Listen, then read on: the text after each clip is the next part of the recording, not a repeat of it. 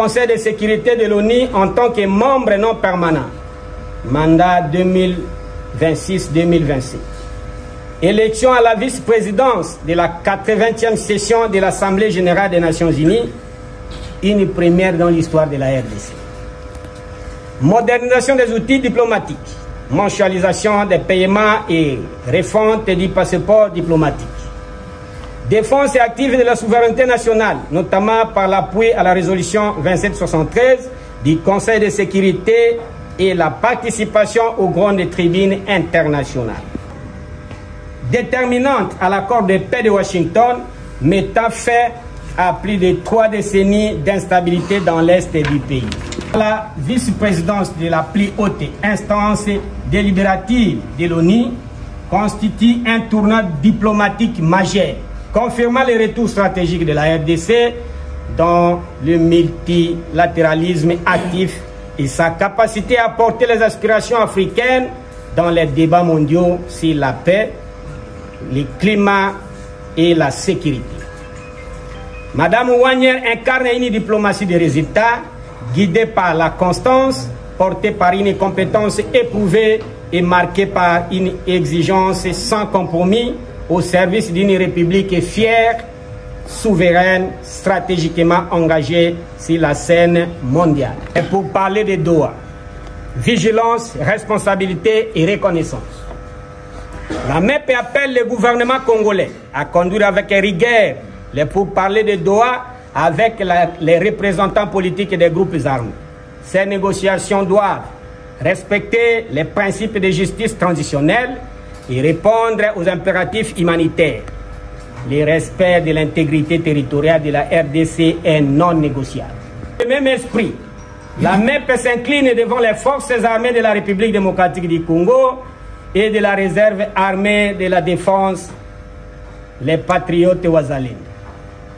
Ces cœurs veillants qui, loin des caméras et des projecteurs, portent sur leurs épaules le poids de la République. Ils ne négocient pas la paix, ils la préservent, mètre par mètre, souffle après souffle, dans les vallées de feu et les forêts d'inquiétude. Ce sont leurs pas, lourds et dévoués, qui rendent possible les rêves d'une paix véritable. C'est leur sang, versé en silence, qui irrigue notre espoir collectif. Ils ne sont pas les témoins de l'histoire. Ils en sont les bâtisseurs. À eux, la reconnaissance d'une nation qui veut rester debout. À eux, l'hommage d'un peuple qui n'oubliera jamais. Dans le prolongement de cet accord, nous exprimons des préoccupations sérieuses face aux déclarations du président Paul Kagame lors du Kuboora 31.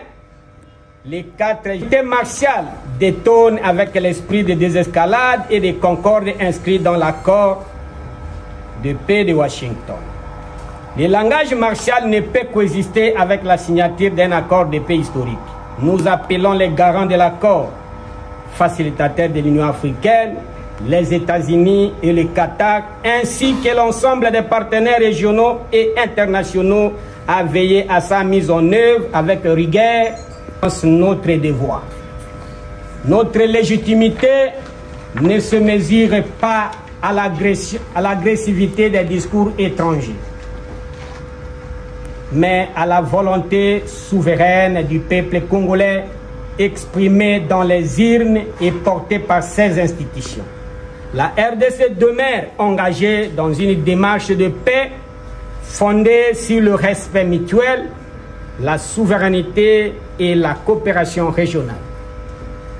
Elle ne cède ni à la provocation ni à la surenchère. Loyauté institutionnelle face aux zones d'interprétation.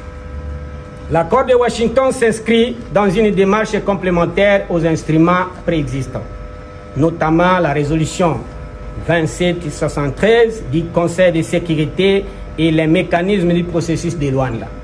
Nullement en cause la fermeté des positions congolaises, mais introduit une structuration opérationnelle adaptée aux réalités du terrain, afin de rendre les engagements plus vérifiables et plus pragmatiques. La clause relative à la fin véritable du soutien aux groupes armés ne constitue ni une concession, ni une reconnaissance implicite de faute, mais une exigence mutuelle dictée par les standards de confiance requis dans toute médiation internationale. Elle incarne une volonté partagée de transparence que la RDC assume en cohérence avec sa posture de paix responsable.